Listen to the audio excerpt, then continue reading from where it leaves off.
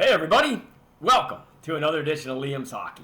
Brought to you by Hosie and Brown Automotive and Ad Seal Services.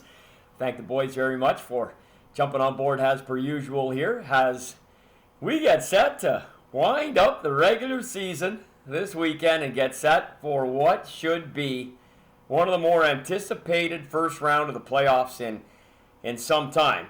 We have a tendency to forget. Some of the other years have been pretty awesome as well, but I think the last couple, given the circumstances, COVID, no fans, the bubble in Edmonton, play-in games, the divisions, all interdivision play last year, and still produced some great hockey at the end of the day, and a worthy Cup champ in Tampa, and a hell of a finalist in Montreal, and some great playoff action along the way. But I think the first round of this year has got everybody pretty pumped.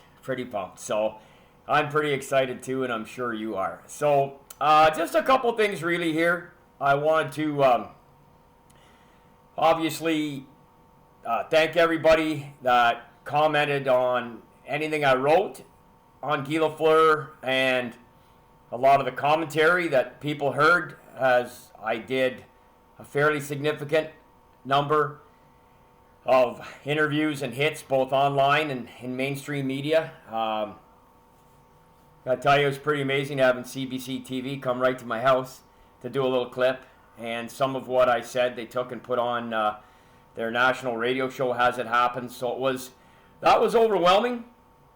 So was his passing. It really was. Even though we knew it was coming, it hit me like a ton of bricks. I hardly had any time really to digest it. Within 40 minutes I was doing my first show, which allowed me to, I went on with Mike Richards, my dear friend, on Saga 960 in Toronto, and was able to tell the helicopter story, which I've shared with many, many people now. And I did before when it happened as well, 4 years ago. And yet Mike put the clip up and it just exploded on Twitter. So, and you know, damn it, it should have. It's that unique a story. Imagine, be one thing if a Hall of Famer of his significance and prominence rolled into the helicopter and you just jumped in and rode along with him to go to this incredible thing, to see a dying man whose last wish was to meet you.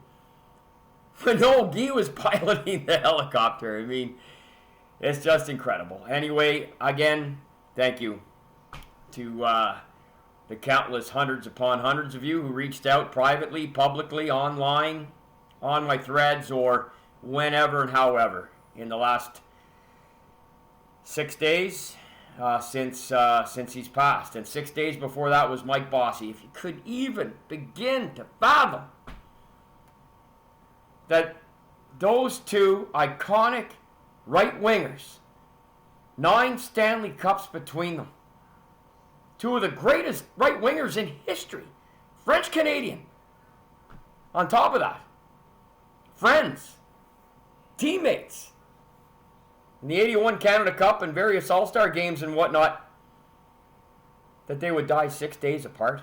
Like, you just, it's, you got to take scope of the big picture, boy, I'll tell you.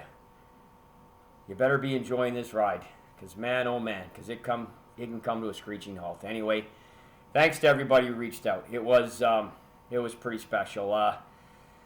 You know, Guy's and the ceremony was as expected on Sunday night. I heard a few people say understated, and it kind of was, right? I mean, they could have. I think the gentleman's name escapes me. He's formerly employed by Hockey Night in Canada and CBC, who does their videos, who now does it on his own. On Twitter, he's at Boundless. His first name is Tim. He did the video that actually went viral a few days before with the song from Celine Dion, the Titanic theme song.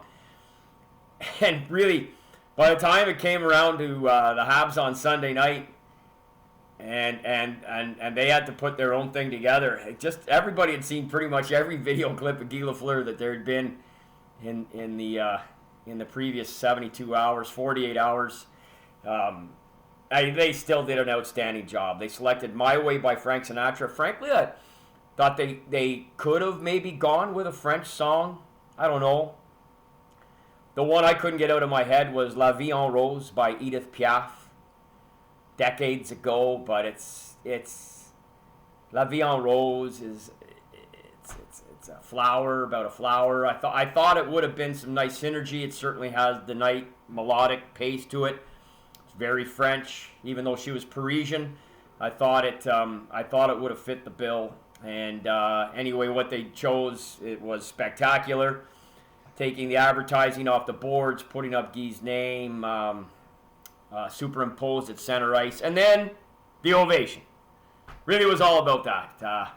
I knew once it hit 7 or 8 minutes, I said they're gonna get it to 10. I knew at that point the fans would do their part. I don't know if any of them really subconsciously realized, hey, we are close to probably 10 minutes. Let's make it symbolic. But then Monsieur Lacroix, the PA announcer, took care of the rest and got them cut off and moved on at the 10-minute, 10-second mark. So just another little touch. And the fans in Montreal, which is a lot harder than you would think. I think that's why we've rarely seen it in hockey outside of really in Montreal. The Saku Koivu comeback in 2002, or we just passed the anniversary of, by the way, a few weeks ago. And, of course, the ovation for the Rocket when the Forum closed. And, you know, there's been a couple other big ones in hockey, a lot that no one knows anything about. The night Bobby Hull scored career goal 51. That ovation was alleged to be in the 7-minute range in the Chicago Stadium in 1966. I believe it. That building, that crowd, that hockey fan base there, it probably was all that. I bet you it was all that. Anyway, in true Lafleur fashion, 10 minutes and 10 seconds. You just can't beat it. Which brings me to my first real point here today. When did even the Shea Weber become a thing? I watched that whole thing. I am as big a Hab fan as there is on the planet Earth. And I never thought one single solitary second of it. You had the current team. You had the legends that were sitting right in behind. You could see the emotion on Yvan Cournoyer, my dear friend. You could see the emotion on Guy Lafleur, who's battled cancer himself. And they've all aged. And there they were, just in their grief, but part of that celebration by being there. Where was Shea supposed to be? It wasn't even on my radar until it surfaced here a couple of days ago. And of course, the cesspool that goes on these things, that is social media, is a license for idiots. And just people just have teed off thinking that he did some sort of disservice to the captaincy, which he has really only on paper in Montreal. And it's laughable, but what are you going to do? By early next week, it'll be a foregone conclusion, and the haters, the people who it's just so negative and so upset with their own petty little lives that they got to cry about something like that. It's sad. It's too bad, but nothing can diminish from how great that ceremony was. The Habs do it upright. I will be at the wake on Monday, and I don't believe I'll go to the funeral. It's going to be a state funeral. I'll probably follow the same MO I did for Richard and Bellevaux and attend the public viewing, however it's going to be laid out. I will be there on Monday, and I will pay my respects for the man that did so much for the sport, for the Montreal Canadiens, for the province of Quebec, for the country of Canada, and hockey fans the world over. And for me, yours truly, one of millions that was thrilled by that guy on the ice, Guy Lafleur. The Shea Weber thing is just ridiculous. I will have a full report card. I will do it in written fashion on the Habs at the end of the season. They're going to finish dead last now, as we know, for the first time since 1940, when the NHL was a 7-team league. And obviously, nobody expects to be there after you go to the final. It's now been reported, which I already knew, but I know somebody put out the graphic. It's the first time in NHL history. Of course, it's not. It's the fourth. And really, everybody had their own reasons for it. You had the Canadians won the Cup in 24, finished last in 25. You had Chicago Blackhawks, won the Cup in 38, finished last in 39. You had the Carolina Hurricanes, went to the finals in 02, finished last in 2003, and this year's Habs.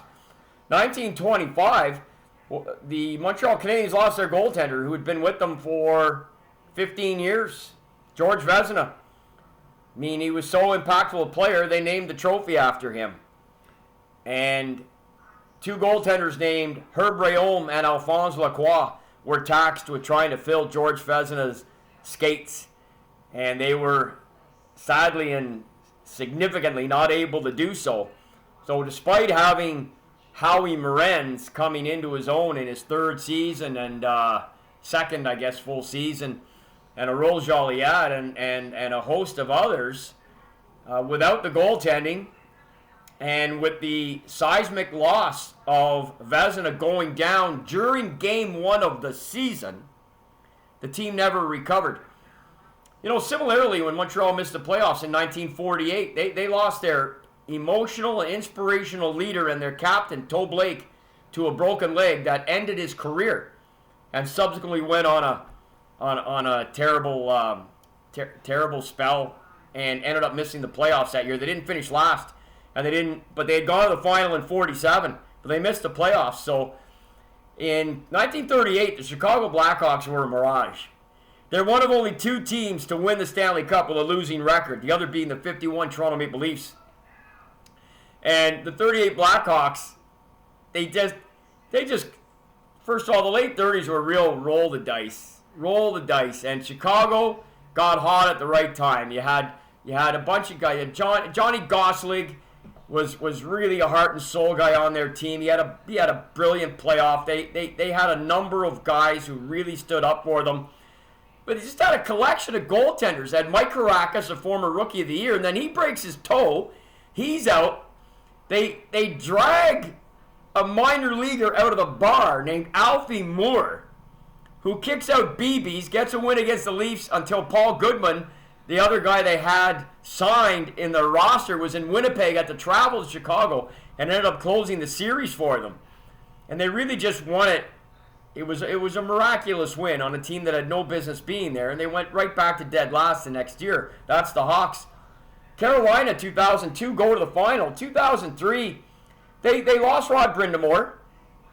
He only played half the season. They lost Sammy Kapanen. He only played half the season. Bates Patiglia fell right off a cliff. They didn't have Arthur Urbe. Even though Kevin Weeks' numbers as a starter were relatively the same, key guys, Eric Cole, they weren't there. And, you know, nobody looks back and go, oh, well, it happened to Carolina. But no one cares, right?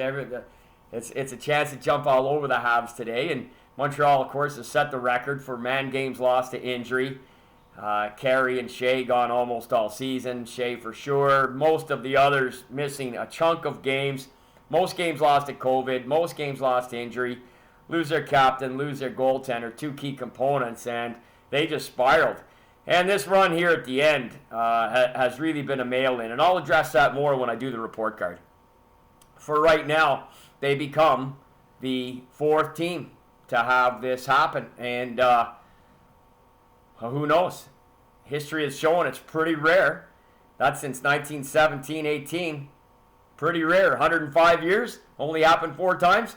We'll see in a quarter century, and to see when it happens again, if it ever does. But opportunity for the Habs to get a nice high pick. Should be in the top 3, all but assuredly.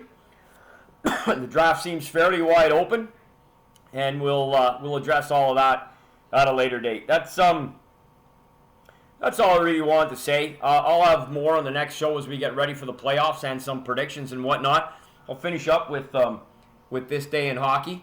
I know I've been plugging Shoeless Joe's. They took a bunch of ads with us, and they have their private restaurant opening tomorrow night. I will be there. I am going to be performing hot stoves, which for you younger people may not understand. That's a terminology that we use for a on the microphone, on stage Q&A.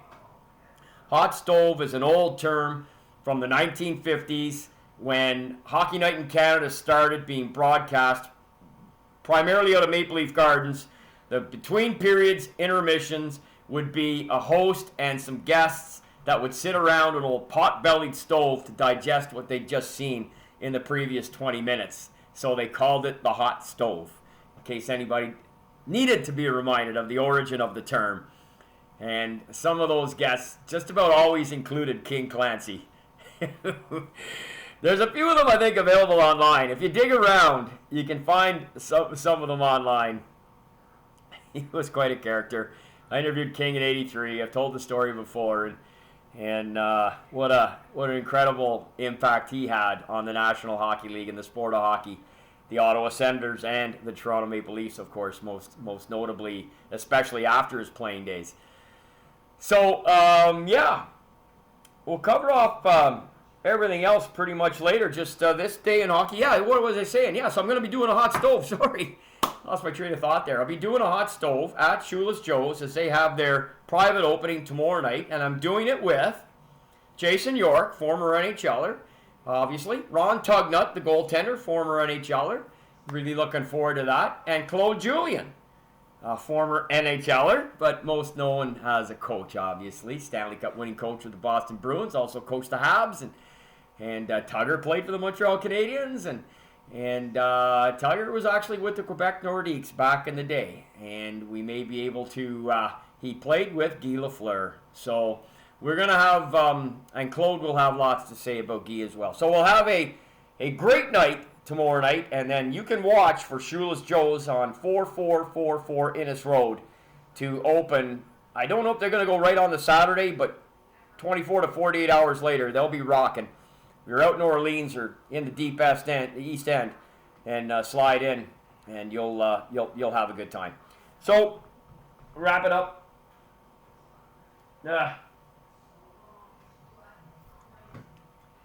Here's we'll go with. I also notice in my videos that I've been doing that my old scar is really starting to show over my eye.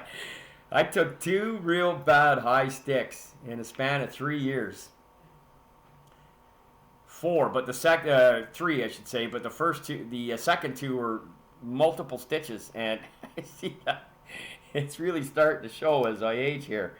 Not sure what the hell's going on with that, but that's what that is anyway. A couple of high sticks back in the day, no visors. So I'm going with the Jamesons. Toast our man Guy here as we wrap up this day in hockey, and on this day in hockey. Few different things. Almost hardly.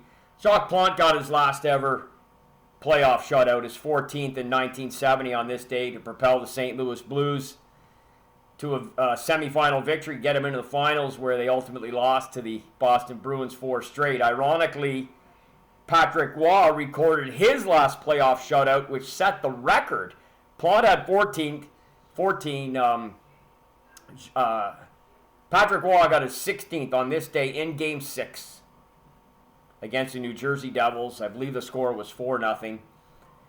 And Patrick Roy is, to me, the greatest goalie ever, but it's a 1-1A with him and Dominic Hasek. The Dom's in the record books for a couple things today as well, but we'll leave it on those 2 for goaltenders. Couple of others. Daniel Alfredsson recorded his Sens' first playoff hat trick. Pretty big news around here. Obviously, that was in 1998, and there was a few other playoff. Now we're basically in full playoff time of year here. When you get into late April and we get into May, we'll get some really some good ones as well. But those are 2 of the more noteworthy ones. As I said, a couple of others, but I can't really get beyond Guy to get into two other many of them, to be honest with you. I'll just leave it at the goaltender ones. I'm going to sign off, get out of here in less than 20 minutes, one of my shorter ones. And I just want to say I'm coming out with a Hab report card. I want to address the Shea Weber scenario. And I want to talk about the 4 teams, including Montreal now, and the reasons behind their demise the year after they had gone to the final, including 2 of them being Cup winners. the 25 Habs and the 39 Blackhawks. So there you have it. That's it. That's all. Everybody be well, stay safe, and we'll catch you in a couple of days with the next show. Here's to Guy. God love you. Numero 10, Guy Lafleur.